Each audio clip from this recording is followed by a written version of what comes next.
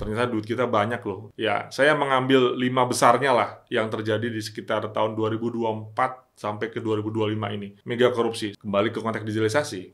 Berobat itu kalau kita merasa sakit. Sakit kita ini kan sebetulnya korupsi ini. Korupsi yang sudah hampir merajalela ya. Kalau dari apa yang diomongin Gus Dur sebelumnya, bahwa kalau dulu korupsi adalah di bawah meja, kemudian korupsi sekarang sudah di atas meja, kemudian yang sekarang terakhir adalah korupsi itu sak meja-mejanya diangkat gitu kan. Jika kita serius dalam menerapkan teknologi dan kebijakan, maka sebenarnya kita berpotensi besar untuk mencabut korupsi dari akarnya.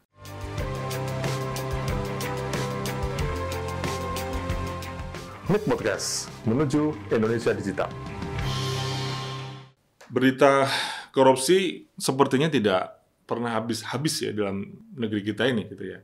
Mungkin setahun belakangan pun banyak, bahkan di awal tahun baru mulai juga banyak gitu. Jadi kenapa ini nggak selesai-selesai gitu ya. Apa yang kita mau bahas di sesi kali ini adalah ya kita mensikapilah apa yang berita terakhir tentang korupsi di Pertamina dengan segala polemiknya. Artinya kita tidak membahas di aspek korupsinya, tapi kita bisa berusaha untuk apakah hal ini bisa dicegah gitu ya.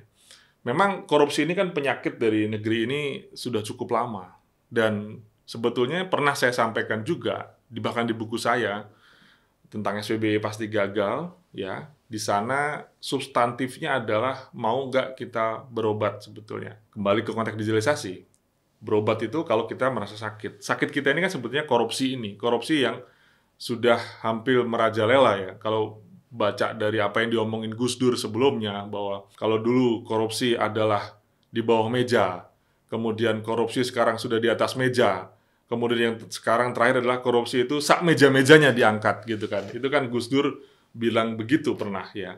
Nah, tetapi kita harusnya bisa melakukan proses minimalisir terhadap kejadian-kejadian. Minimal ada usaha lah. Dan konsepnya kan jelas, korupsi bisa kita cegah kalau ada transparansi. Ya, untuk bisa melakukan transparansi hanya cuma satu jalan, satu cara, yaitu dengan digitalisasi.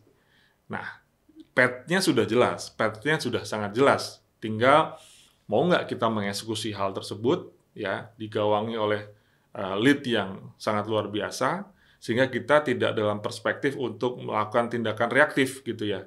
Reaktif ini kan seperti kita menangkap para koruptor ini kan sifatnya reaktif, tapi bagaimana kita bisa mencegah, mempreventif itu tidak terjadi di belakang.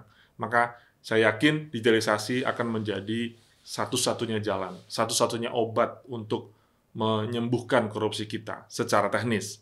Ya, sekali lagi, kalau mentalnya udah mental maling ya susah juga gitu ya. Itu udah bawaan lahir gitu ya, udah sistemik bahkan dan sebagainya. Cuman kita bicara di aspek bagaimana kita meminimalis dengan adanya digitalisasi tersebut. Topik ini kan menarik, kita ulas beberapa tindakan-tindakan korupsi.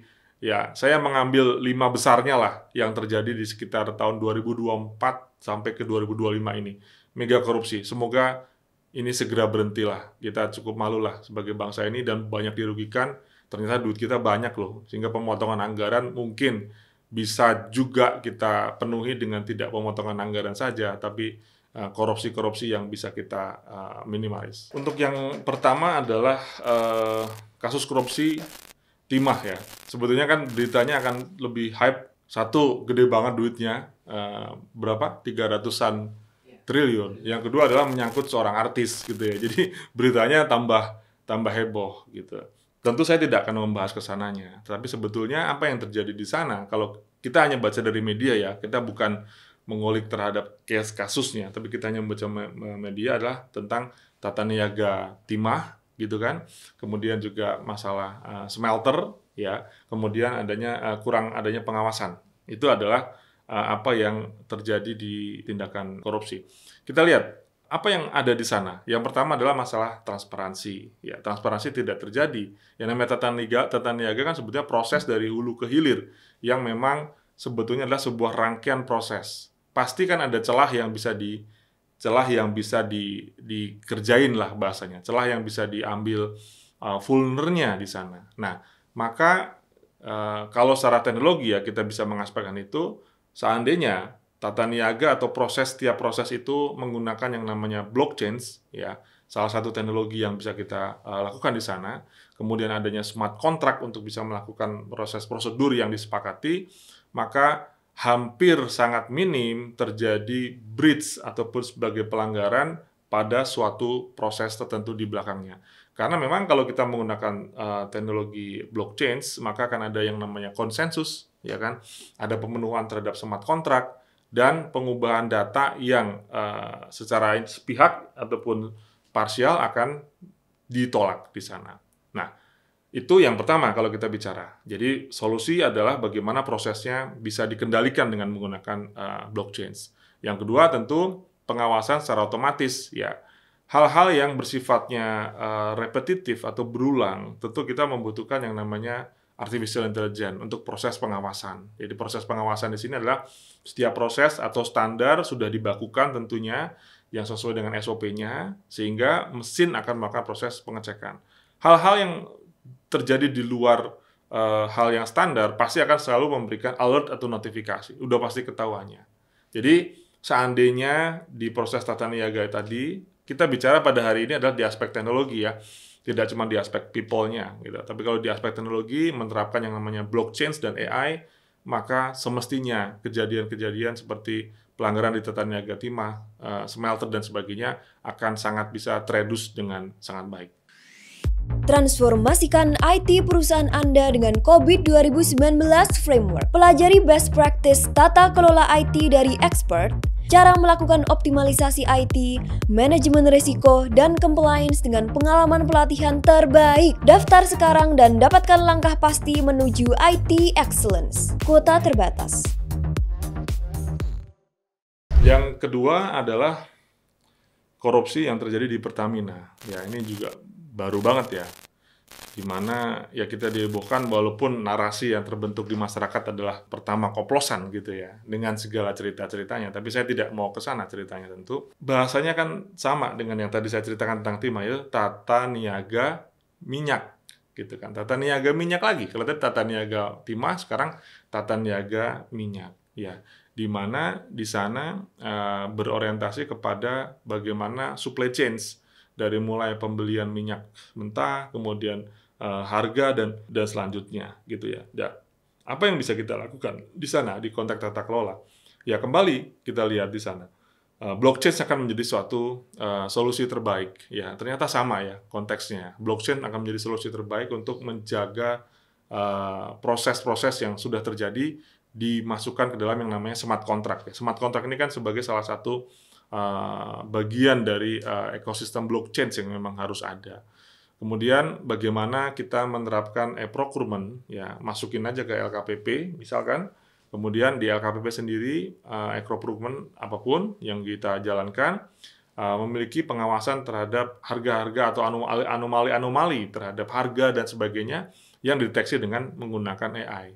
Ya sehingga di sini kita meminimalis kembali lagi apa yang disentuh oleh manusia, jadi lebih bisa berkurang dalam aspek kesalahan dan kecerobohan baik disengaja maupun tidak disengaja. Jadi di dalam konteks korupsi Pertamina pun pencegahan itu bisa terjadi, case-nya tetap sama, tata niaga juga, ya tata niaga minyak gitu ya. Maka ada blockchain dan AI yang bisa diterapkan. Kembali lagi bahwa pemerintah perlu membuat sebuah kebijakan yang memastikan bahwa tata niaga minyak itu berbasis digital, menjadi sebuah kebutuhan dan kewajiban yang harus diterapkan oleh BUMN khususnya, ataupun badan-badan terkait dengan instansi negara. Dari sini kita bisa melihat ada benang merah yang sama, yang semestinya bisa disolusikan dengan solusi yang sama, terkait dengan blockchain, AI, dan digitalisasi. Case-nya kembali lagi sama karena tidak terjadi transparansi. Lepas daripada niat manusianya.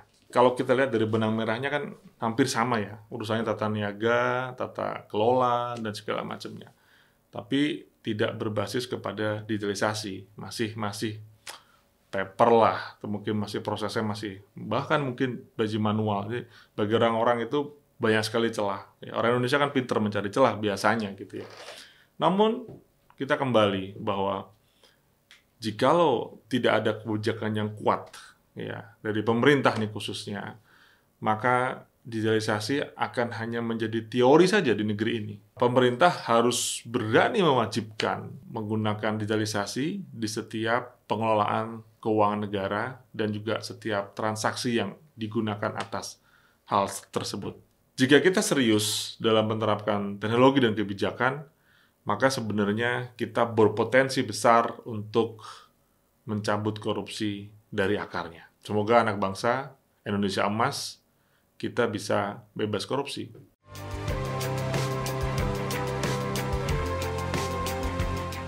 MIK Podcast menuju Indonesia Digital.